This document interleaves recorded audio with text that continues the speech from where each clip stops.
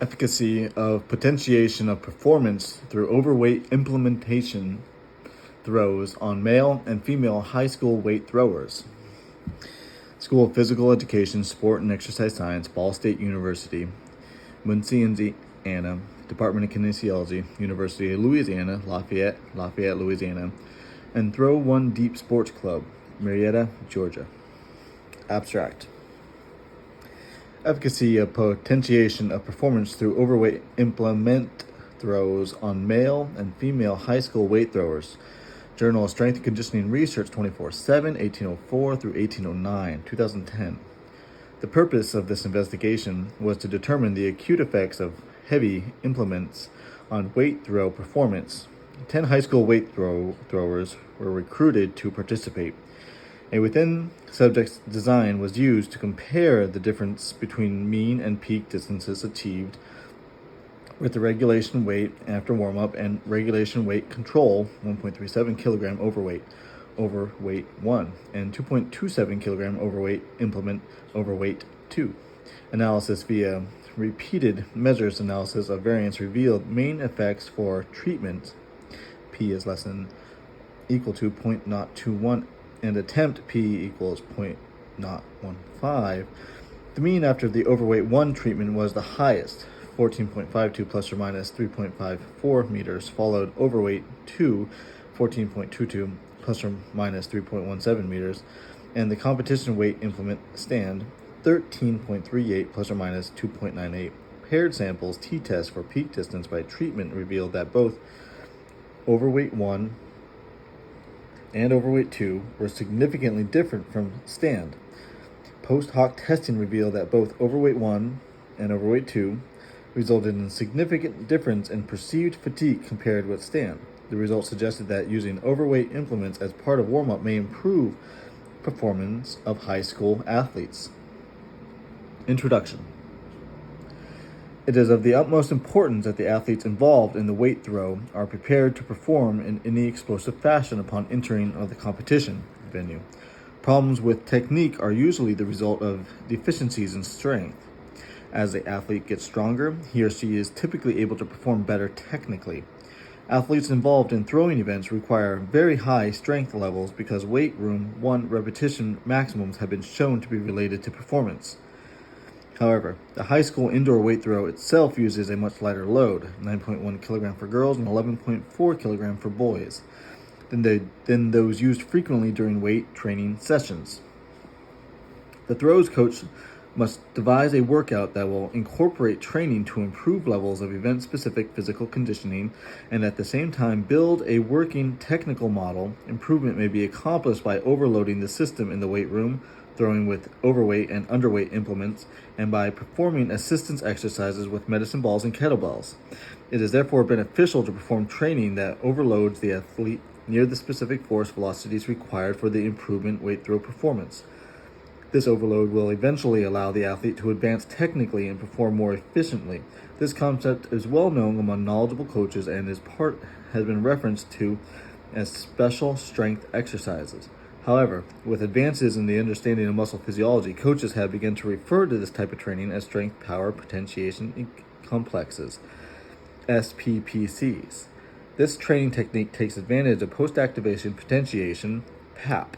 The SPPC involves the performance of a high force or high power movement to potentiate a subsequent high power or high velocity movement. Although the idea of PAP is not new, the use of SPPC has been received a great deal of recent discussion and study. However, much of the research to date has produced confounding results. Post-activation potentiation takes advantage of the contractile history of a muscle to influence the mechanical performance of subsequent muscle contractions. Fatiguing muscle contractions impair muscle performance, whereas non-fatiguing muscle contractions, typically at high loads of brief duration, may enhance muscle performance.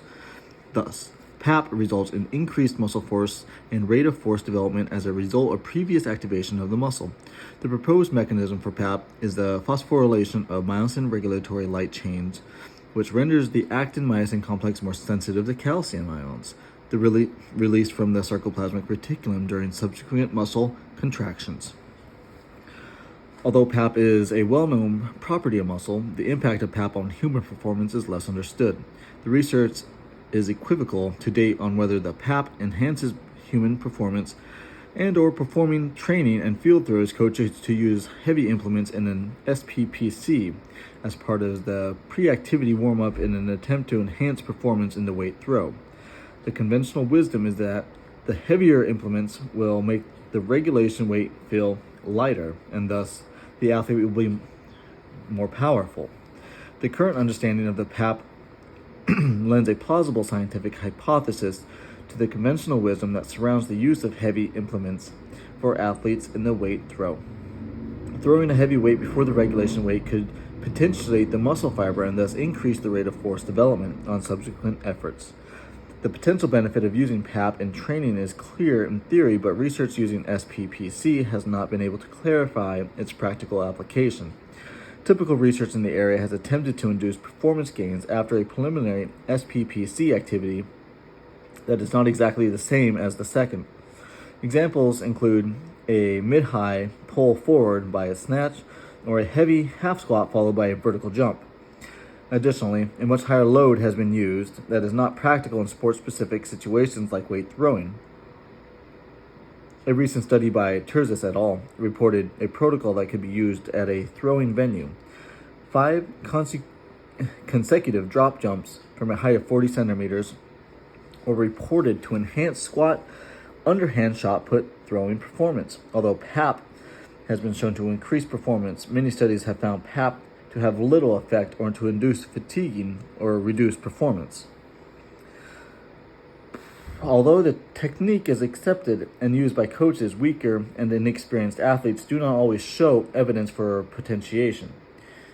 Factors include training status, training age, chronological age, genetics, fiber type, composition, anthropometrics, gender, relative strength, and absolute strength may modify the effect of PAP. It has been suggested that although PAP has not been demonstrated to affect maximum strength, it has been shown to influence rate of force development, and this could enhance performance in events that require the development of maximum velocity with a submaximal load similar to weight throw extent. However, the influence using SPPC on the weight throw has not been investigated. The purpose of this study is to examine the potentiation effect of throwing different overweight implements for warm-up on subsequent one-turn performance in the high school weight throw. Methods. Experimental approach to the problem. A within-subjects repeated measure design was employed for the present investigation. The participants were tested for maximum distance throws with a standard indoor weight implement and perceived fatigue on 3 different days with at least 48 hours between trials. Each trial began with a warm-up protocol that included 15 minutes of general warm-up activities, skipping, dynamic mobility, etc., followed by warm-up throws with 1 of 3 implements. The competition weight implement stand, an implement that was 1.37 kilograms heavier than the competition implement, overweight 1, and an implement that was 2.27 kilograms heavier, overweight 2. The order in which the participants used these implements during the warm-up was randomized. After warm-up, participants performed 3 maximum effect 1 heel turn, 1 heel throws with the competition weight implement that were measured for distance. The independent variable that was manipulated warm-up implement was chosen to assess its effect on the dependent variable 1 heel turn throws to determine its efficacy for the use of a performance-enhancing technique. Finally, after each warm-up session, participants were asked to respond to the amount of fatigue they felt after the warm-up using a 10 centimeter visual analog scale, VAS. Subjects. The Institutional Review Board at Ball State University approved the present investigation. Before participating in the investigation, the subjects gave written assent, and the parents of the athletes provided written consent for the subjects to participate. Characteristics of the participants can be seen in Table 1. It should be noted that based upon the reported personal bests, youth athletes who volunteered and were tested could all be classified in the top 10% of a similar aged youth athletes who compete in the weight throw. Procedure. The local club team coach performed all data collection, and the data were later provided to the authors without identifiable information, along with the procedures used in the investigation.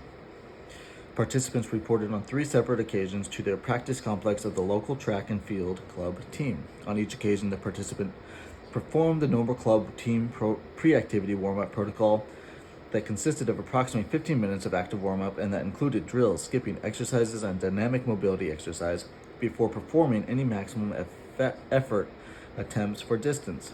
The participants performed a series of 5 warm-up, 1 heel turn attempts with an assigned implement treatment.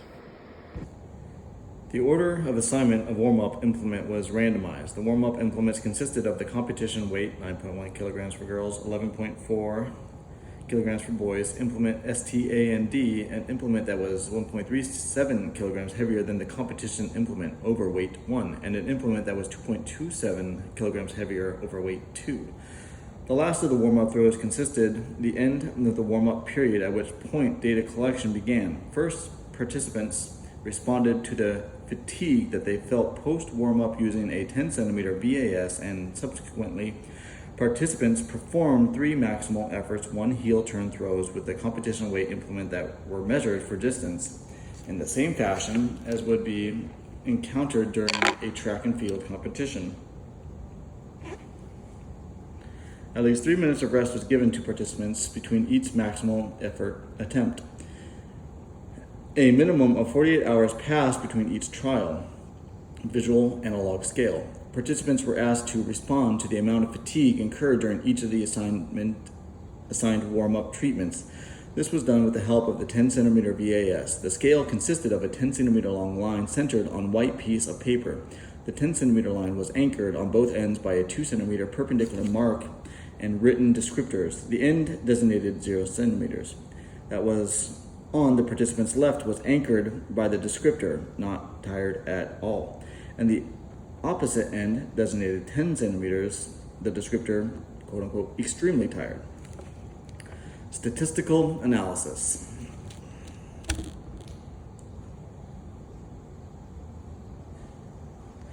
Descriptive data are reported as means, and SD interclass correlations were calculated for both the distances, ICC equals 0.991, and the VAS perceived pain, ICC equals 0.780. The results from the measured attempts were analyzed via repeated measured analysis of variance, ANOVA, treatment times attempt, and with paired samples t-test to examine the differences in peak distance attained for each treatment. Difference in VAS were examined with the use of paired sample t-test. Alpha level for significance was set at priority at p is less than or equal to 0.05. The statistical analysis were performed using SPSS 17.0 for Macintosh. Results. Repeated measures, ANOVA, revealed a significant main effect for treatment, equals 5.001, p equals 0.021, n squared, p equals 0.385, and attempt F216 equals 5.577.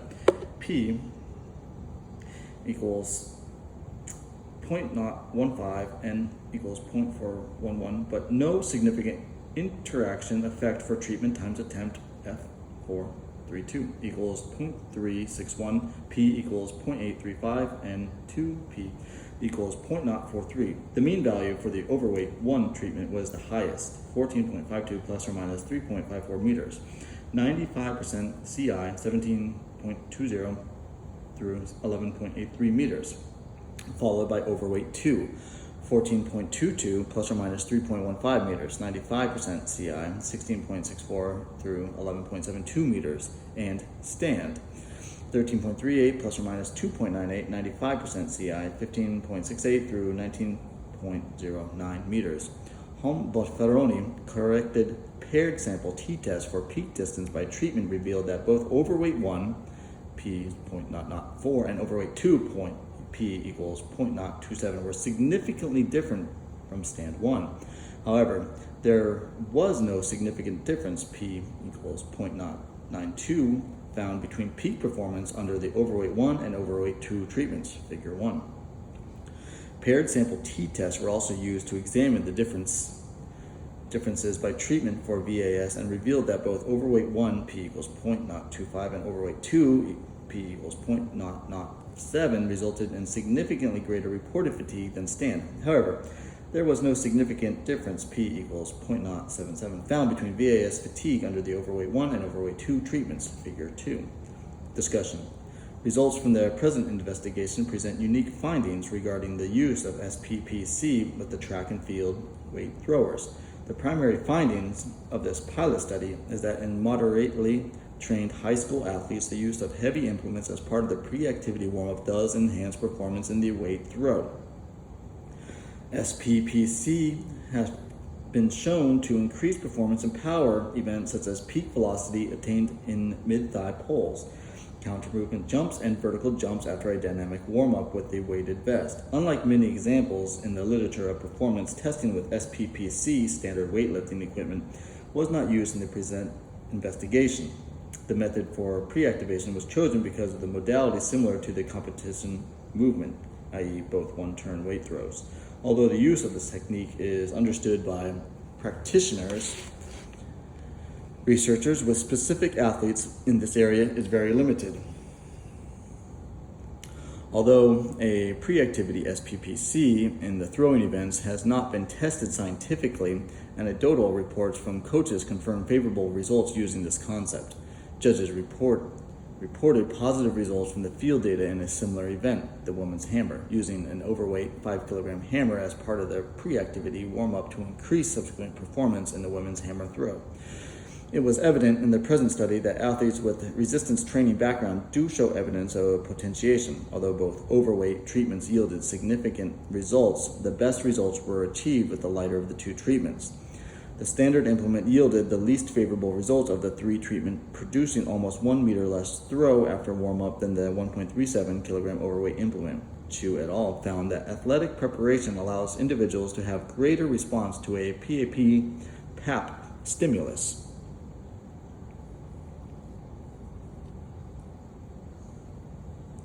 The moderately trained high school athlete may not have the initial strength levels or training experience to take advantage of the pre-activity protocol using the heaviest implement, overweight 2. Because the subjects in the present study were moderately trained high school athletes, this could account for the greater effectiveness of the 1.37 kilogram overweight implement as opposed to the heavier 2.27 kilogram overweight implement. Factors like training status, training age, chronological age, genetics, fiber type composition, anthropometrics, gender, relative strength, and absolute strength have been reported to influence the effectiveness of the SPPC protocol. It was apparent in this observation that the athletes with a resistance training background do show evidence for potentiation, but it is important to consider the load of the SPPC. A reduction in the performance with the increased weight implement was evident in only one subject who was the youngest and had the least throwing background and resistance training experience. Evidence indicates that training background and maximum strength level are related to the capability for potentiation. An implement that is too heavy can break down the confidence of young, weak, and experienced throwers and may impact their motivation to throw the competition implement. Thus, strength levels and experience with the protocol may play an important psychological role in potentiation capability. Stronger athletes appear to generate potentiation effects to a larger degree than weaker athletes. Three issues that might impact the degree of potentiation are initial strength levels, past training experience, and present level of fatigue. The results of the VAS indicated that the overweight 1 and overweight 2 treatments were significantly more fatiguing than the STA&D implement. However, for response of the VAS scale still trended towards not fatigued at all, even with the overweight implement, and the results indicated that the fatigue level did not impact performance. Typical PAP research has used an experiment where the first SPPC activity is not exactly the same as the second. And in many cases, the study has also included a much higher load. A recent study by Terzis et al. Reported that data using a protocol involving a high-power SPPC that lie much further to the right of the force velocity curve, similar to that used in the present study, 5 consecutive drop jumps from 40 centimeters were reported to enhance squat, underhand, shot put throwing performance. The findings in the present study are in agreement with those of other sports, such as weightlifting.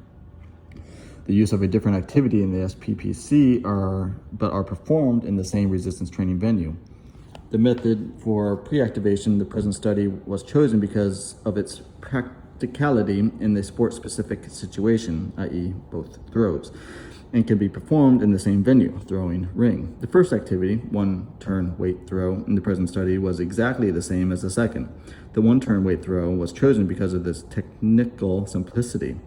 It is also a very common technique for high school athletes. The investigators felt the more technically demanding 2 and 3 turn techniques could bias the results. The weight of the implement in each of the treatments, 1.37 and 2.27 kilograms over the standard competition weight, was only slightly greater than the weight of the standard implement used in competition. However, because of the unique nature of the event, with the majority of the weight on the end of the lever arm, that is 41 centimeters long, resulting in centripetal forces from the implement during throw, are much greater than the initial weight of the implement. Some debate exists among the coaching community concerning the validity of the use of overweight implements in training and during throwing, warm-up, on the weight throw before competition. The biggest criticism is the effect on the rhythm and timing of the movement. Critics believe heavier implements may disrupt the timing of the movement, train the athlete to develop motor patterns at lower velocities, and possibly over-fatigue the athlete in practice and before competition. According to Bondarchuk, there is a high correlation for success for advanced throwers in relation to repetitive throws with overweight implements. Despite promising findings from the current research, some coaches may be reluctant to implement SPPC in practice and before competition. Some critics note that obstacles and barriers that some track and field officials might present at the competition site when presented with an overweight implement for certification at the weights and measured area. Athletes can legally bring an overweight implement, i.e. a heavy weight, into the ring for the warm-up as long as the implement meets specifications listed in the rulebook. In the rulebook, there is a minimum weight and specifications on implement shape and maximum diameter. Practical applications. The use of overweight implements as part of the pre-competition warm-up in the weight throw event does appear to have some practical merit. Additionally, the modality of the SPPC chosen for the study is practical and could actually be implemented in the warm-up at a high school weight throw competition. However, prior resistance training experience appears to play a strong role in individuals' responsiveness to SPPC. Therefore, the athlete's training background and the weight of the overweight implement should be taken into consideration when applying SPPC to the pre-competition warm-up. Individuals who are moderately trained can benefit by throwing a weight that is 1.37 kilograms heavier than the standard competition implement in warm-up and help improve competitive performance. The transition from throwing the heavier warm-up implement to the lighter standard competitive implement can produce some very good results on competitive performance. Nevertheless, before using this technique in a competition, it is also important to introduce the SPPC concept in the training by incorporating overweight implements as part of the practice regimen. Technical development is an integral part of the daily training routine of a thrower and must be periodized like all other aspects of training. When introducing the SPPC, keeping the weights within approximately 10% of the competition implement will allow the beginner to adapt to this type of training system and will not disrupt the competition rhythm. Coaches can observe the athletes to determine the proper weight on the overload implements and determine if the athletes are strong enough to benefit from the SPPC training modality. In summary, the research shows coaches that the use of the SPPC with high school aged male and female track and field weight thrower athletes should be considered as an effective pre-activity tool for enhancing subsequent competitive performance. Because general knowledge of the weight throw event at the high school level is limited, it is an incredible advantage when a coach invests himself or herself in the uses of methods that are in line with the current research. Success in the high school weight throw can lead to future scholarship opportunities for prep athletes and satisfaction for hard-working coaches.